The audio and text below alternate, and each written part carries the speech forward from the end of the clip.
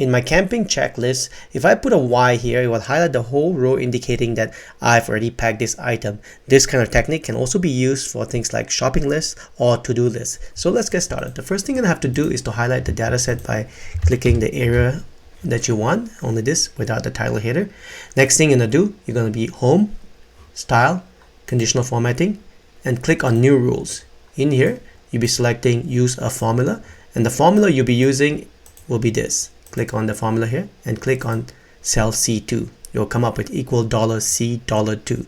You're gonna press F4 twice like this so that it looks like $C2 like this, and you're gonna say equal double quote capital Y double quote. Once that's done, click on Format button here and make sure you are on the field tabs here and select the color that you want. See, I'm gonna select a color called this kind of color here and click on OK and OK one more time. Now every time when I press Y here like this, you can see that the whole row is highlighted. This is a good way to keep track of all the items that I want to bring for my camping trips or maybe for my shopping as well.